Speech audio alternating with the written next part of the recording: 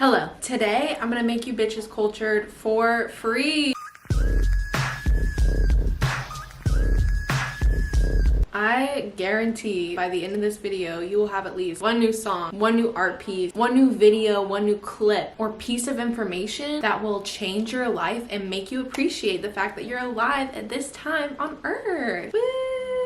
So listen the fuck up. The first category that we are going to dive into today is my favorite videos of 2022. Video number 1. Money Time by Tristan Warren. Tristan Warren is a skater, and this video is the last long form video that he's released since Dream 2021 Movieville video, which is iconic. If you haven't seen it, that one's great too. The music is fantastic, it's funny, it's creative, and it's so engaging even if you're not a skater. It's phenomenal. Number 2. Intelligent Floating Machines Inspired by Nature. This is a TED Talk given by Anika Yee. I am so aware that TED Talks are so 2020, but hear me the fuck out. This form of creativity that she possesses is unlike any thought that has ever even come across my mind. Truly, it is so original. It's art, it's tech, it's science. Combined with this like really intense feminine swagger that she has, it's fantastic. If you have any kind of like creative block, or you've kind of lost sight of humanity's impressive qualities, this I guarantee you will bring you back to life. How can you see into my eyes? Number 3, Jackie Brown, the movie. I fucking love this movie. I've been watching this movie since I was a child. I love it. It's literally perfect for like a Netflix and chill day. It's perfect for a sleepover with the homies. It's not corny. It's sexy, but it's not sexual. It has great action scenes, powerful female characters. It's funny, but it's serious. And it's directed by Quentin Tarantino. Number 4, Emma Darcy's Negroni Spagliato interview. A Negroni? I was gonna say the same thing. Yeah. Spagliato. With Prosecco in it. I just think that this clip liberated the queer in all of us as a collective. Number 5, big fat fucking trigger warning. Gummo by Harmony Korine. It definitely reflects graphic depictions of very raw and unfiltered upbringings, and that's why it kind of needs a trigger warning. He basically filmed all the trashy shit from his hometown and made this insane, really cool movie out of it. It's obviously a creative compilation of intense childhood traumas that he's faced, but I think that that's something that probably a lot of us can relate to. But like, maybe don't watch it in front of like your parents or like your younger siblings, because it's kind of intense. Sticking with crazy and intense themes, number 7 is Sunshine Hotel. This has the biggest trigger warning probably across the entire list. It's a crazy ass documentary. It depicts the rawest life I have ever imagined in a flop house in New York in like maybe like the 80s or the 90s. Very graphic, very shocking, very real. I do have some honorable mentions for this category. Andy Roy on Epically Latered. Alone in the Woods, also by Harmony Korine. Pretty weird, pretty good. Just saw it last night.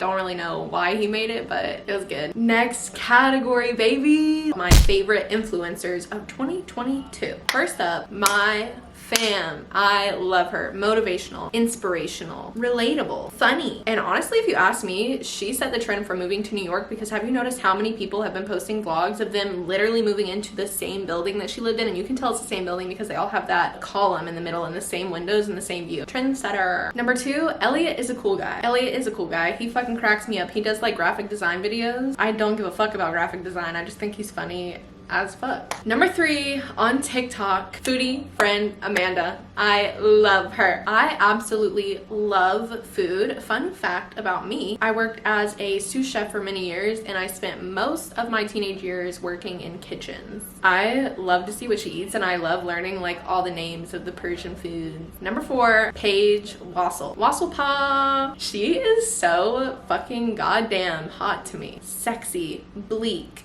dry, and she's so low-key like vicious about home decor, and I eat it up. I love it. Number 5, Emergency Intercom. Charge your phone, be bisexual, eat hot chips and lie. Yeah, it's That's true. That's so real. Because, like... That was the prophecy, low-key. They cracked me the fuck up. Number 7. This random girl I found on TikTok, at Come Up Queen. I don't know, I just really like her voice. I honestly think she should do, like, audiobook recordings or something, because I could literally listen to her talk about anything. Number 8, I have saved the best for last. I'm pretty sure she would make all of our list for favorite influencers, and that is Julia fucking Fox. She's such an icon. She's such a cool girl. I'm obsessed and I can't get enough of this gal. Can't get enough of her. The next category that we are gonna get into, my favorites for 2022, my favorite pop culture moments that happened this year. We're gonna start it right the fuck off right. Hands down favorite moment. I will watch it if it comes across any reel, any Instagram story, any TikTok. That is Megan Fox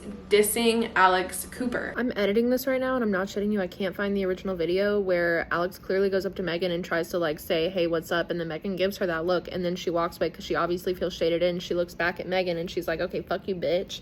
And all the videos that still exist now have her completely cropped out and it's just MGK and Megan, and they have it like as though she was mad at MGK, but obviously she fucking wasn't. She shaded in fucking Alex. Number 2, hot take right here, okay? Kylie Jenner's Met Gala dress. What a disrespectful slap in the face to Virgil. Number 3, this is a moment that we have all been waiting for since the beginning of time. A$AP Rocky and Rihanna had a baby together. How fucking iconic is that? How crazy is that? That immediately to me shows that manifestation is literally real, because A$AP Rocky literally manifested that. He manifested that and it really became true. Number 4, when Ratata didn't know what empowerment meant. What exactly does empowerment means to you?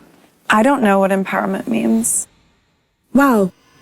Is that not such an eye-opening moment for all of us? Number 6, Doja Cat shaving her head. Number 7, Kourtney Kardashian's wedding. Iconic. Look at all the looks.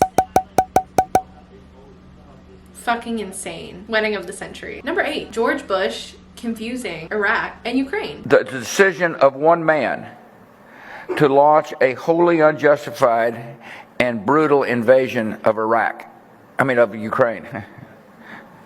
Iraq too. Anyway. Was that not funny as fuck? Like, that fucking cracked me up. Like, what the fuck? Number 9. This is a big one. The Valentino Spring Summer 2023 runway show. This last fashion week, I think, really lifted the veil and the mystery and the illusion that Fashion Week is only for the elites. Number 10, Bella Hadid's spray-on dress. That was iconic. It totally reminded me of the Alexander McQueen thing where he like did the robots like spray painting the dresses or whatever. Fucking iconic. The only honorable mention for this category is gonna be when Jack Harlow told Emma Chamberlain that he loved her. Love you. Bye. Love ya.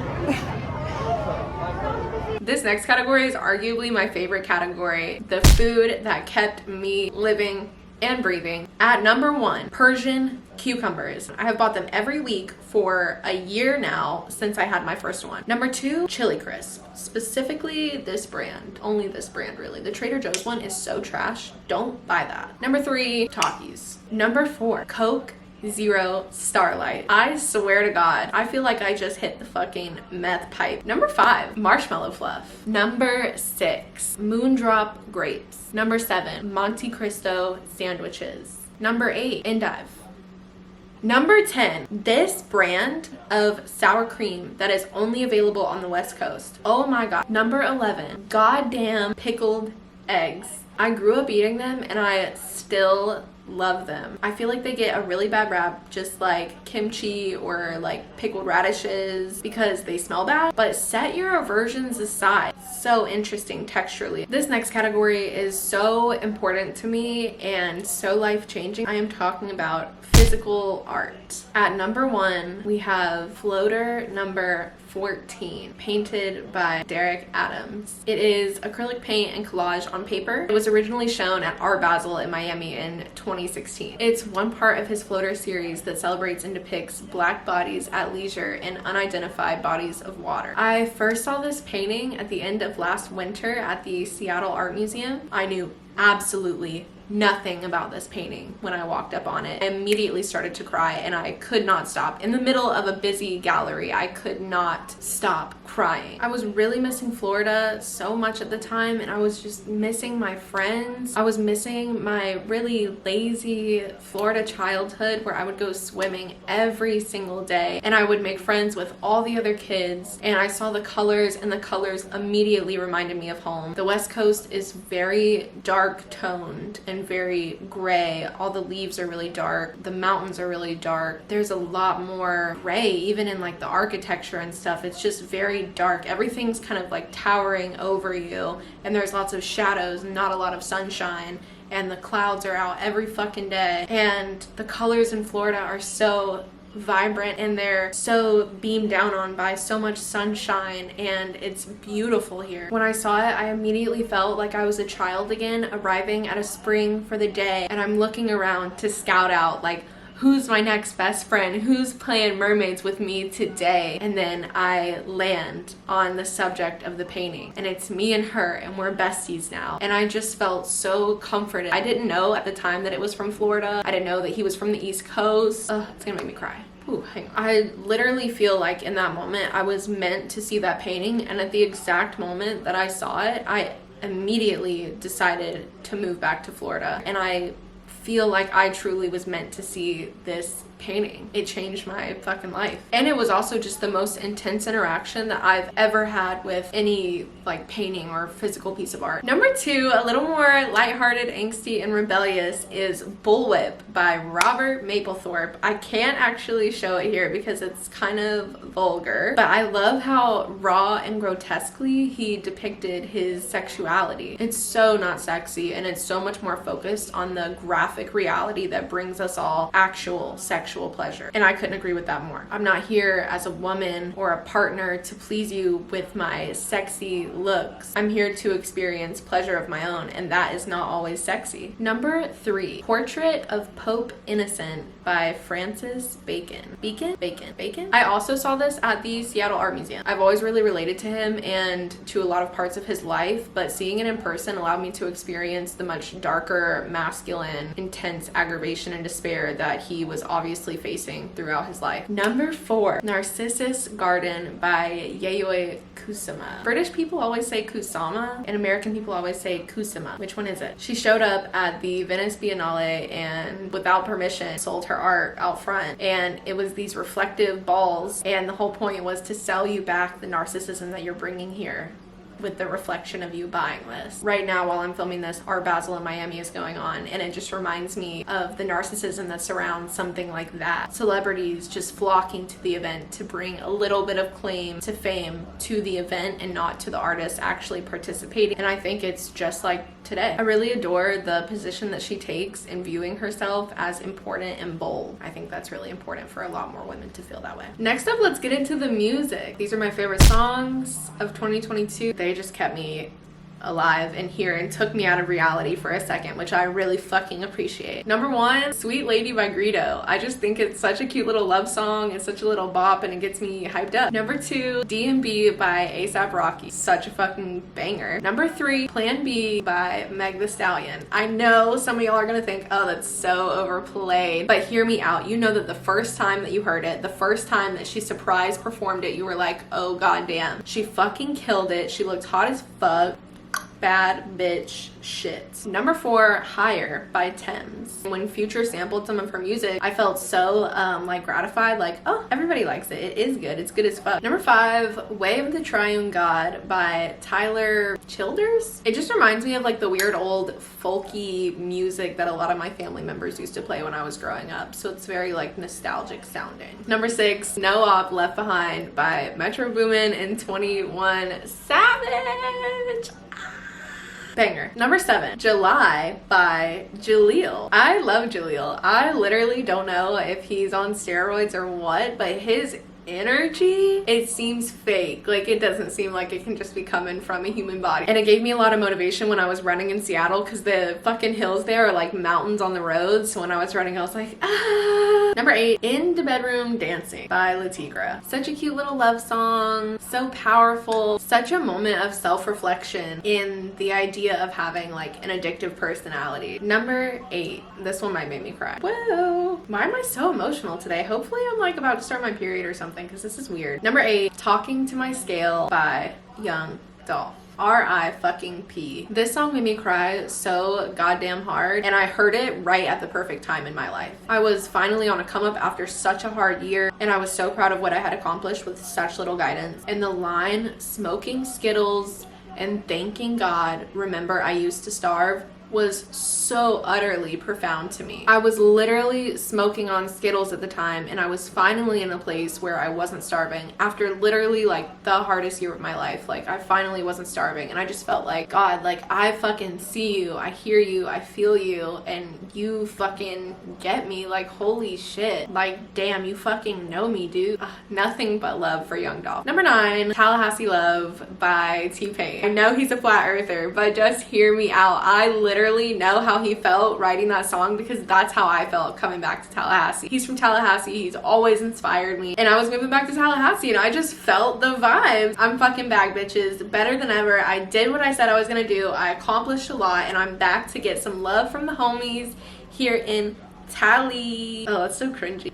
I'm really curious to know what some of y'all's favorites are, so please tell me in the comments. On Instagram, you should definitely send me your favorite art and your favorite artist. I love like seeing new ones and seeing like what's inspiring you. Like, what's inspiring me is whatever, but like what inspires others. Nobody talks about what is so deeply inspirational to them in life. Please tell me. I would love to know. Get into it. Thank you so much for watching. Like the goddamn video and subscribe.